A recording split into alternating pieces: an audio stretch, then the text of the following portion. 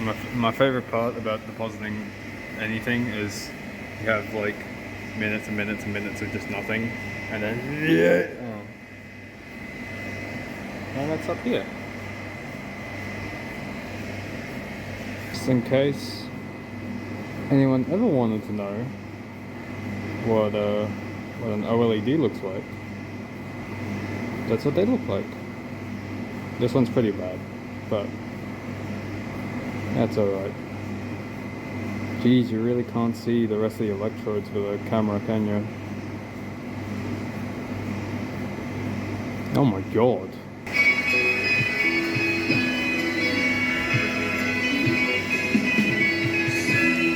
This is what most of my days are like. I just wait for this thing to pump down and I put on Tokyo Rigger.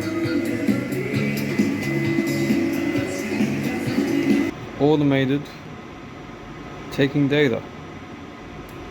Like that. And then switches up, turns the oscilloscope on, it takes another. Oh, it's beautiful. Look at that. Oh man, I love temperature sensors. When they don't work, it's fucking good, eh? Sit here trying to fix a pump and she can't even, oh. Okay, so it's running. But it's making a noise I hate. I don't know what that noise is. It smells really bad. Record a little bit of this.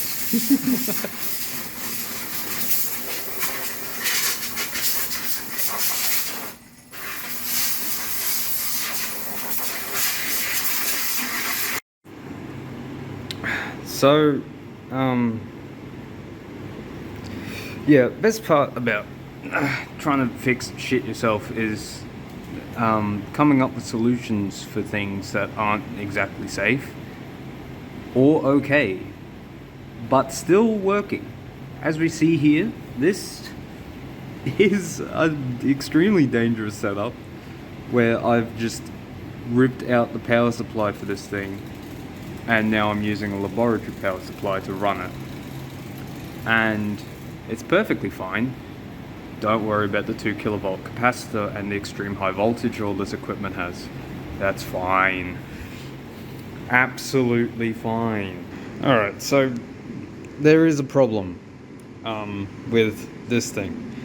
Doing this in this crazy way means that it works, but then the problem is that the laser head right there has to go through this thing, which is called a Panther OPA, or an OPA, optical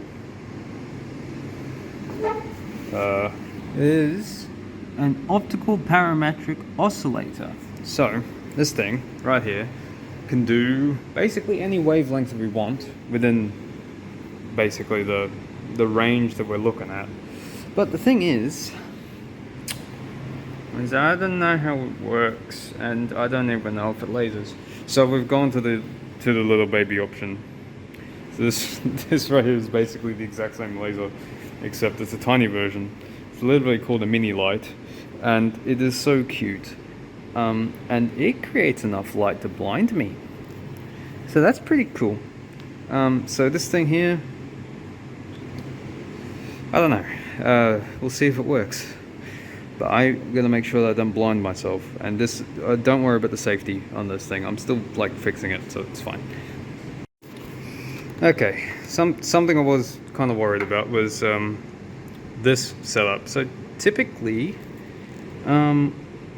this is the Nd:YAG crystal right here. So this is like the whole setup, the flash lamp, the blah blah blah, flash lamp, Nd:YAG crystal, and whatever that produces the laser light that you want. Its natural wavelength is 1064. Here we have just dichroic mirrors, and then you have the input. So what happens here is you get 532 out of here, and then you have this crystal here that produces 355 nanometers. Yeah, thank goodness this thing actually has everything installed already, because it's a really old laser, and I would, if I had to scrounge up some mirrors for this thing, I'd be in the shits. Okay, I mean, it's plugged in, got that, everything's good. Let's see what happens.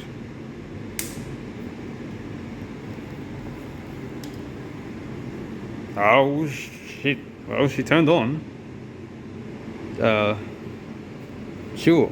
All right, I'm gonna put on my laser goggles. Now this shouldn't blind me, but we'll see. All right, next step. What we got?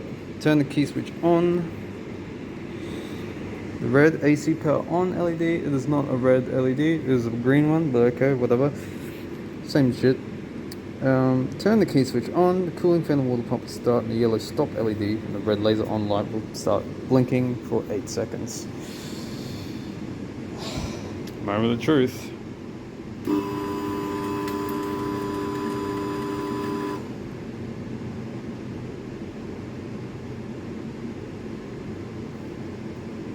What the fuck?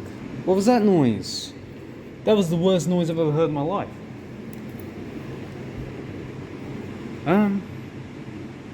Okay. Alright, I found the problem. That pump right there, this thing's the pump. She's meant to run.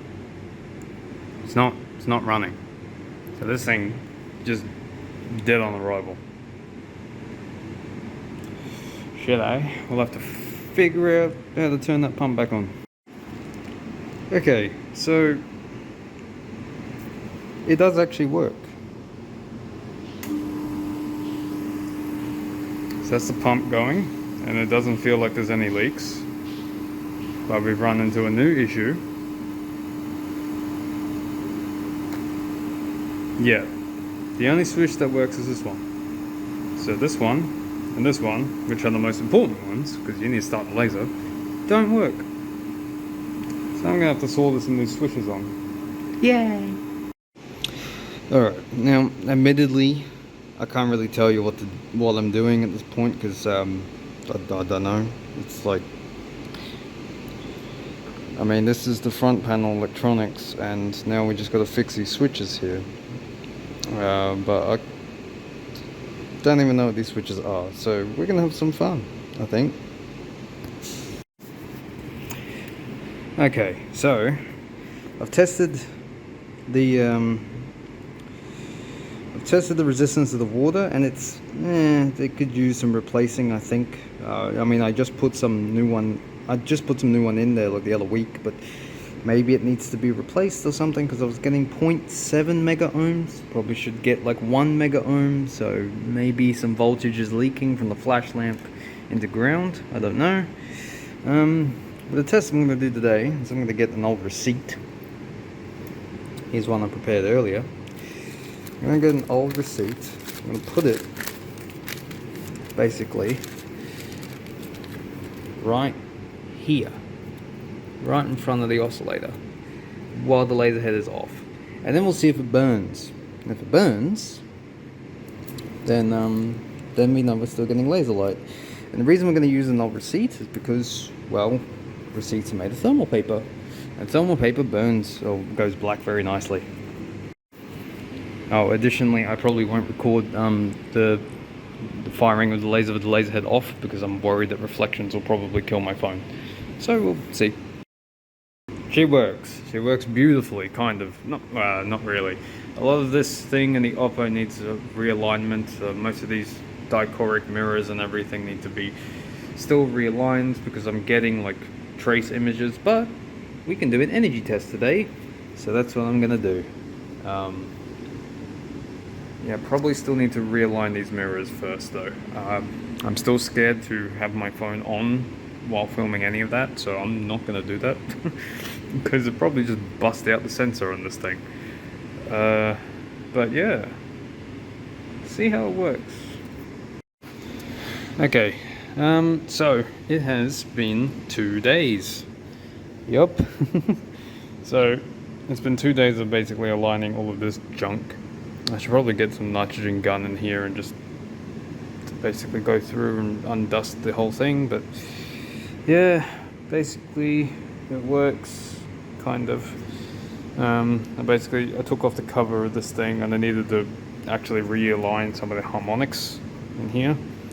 Usually you do that with these two knobs, but they were this thing hasn't been aligned in like years, so it needed major realignment, so I need to do that. It still doesn't really output that much energy. It's like probably 1,000th of what it can do. I was getting like 120 microjoules here. This thing's meant to be doing 120 millijoules. So yeah, it's not very good, but it could be that we're just getting a lot of losses in this region because it's extremely bright out of here, and then afterwards it's not very bright. So it could be that most of the energy is just being dumped into this beam dump here.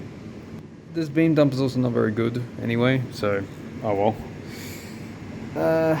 But yeah, my bet is that the harmonics still need a lot of alignment, and I could just improve that slowly over time. But it is enough energy that I can do another test. So if I just get the raw laser light, bounce it off target here, straight into there, through these neutral density filters into the photodiode, then I should be able to see over here on the oscilloscope the response from the laser, and hopefully we see like a nice TTL signal here, and then we see a nice response from the photodiode over here or something like that after maybe 100 nanoseconds. And if it is 100 nanoseconds, it's perfect, because now 100 nanoseconds is the whole reason why I've been trying to rebuild this laser and that laser over there and that laser. So yeah. Man, it's taken me way too long to do all of this stuff. Life of a PhD. I have a feeling that doing this actually voids the warranty on this. Laser from 2001. Now, if you ever needed to know how to turn one of these on, by the way, flick the AC switch, hope that your power supply is good enough, and then you don't have to do this. Turn the key, press the start button, wait like 20 minutes for this to thermally stabilize, and then press the shutter button. And yeah, you have to wait 20 minutes every time. Unless you want to keep the laser on, definitely, which would probably just blow it up. I recommend not doing that.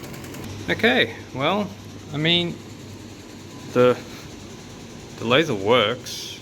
More importantly though, here she is. So there's the output from the fixed sync. This is the input from the, we have the fixed sync cable, and then we have the photodiode. Here it's about 110 or something nanoseconds. Yeah, I mean, it's extremely stable. I'll probably have to add a few nanoseconds here and there, and this like whole timing here is probably just the fact that it's got to go through multiple sets of cables and all this, but yeah, it's working and it's super stable. I finally have a working setup.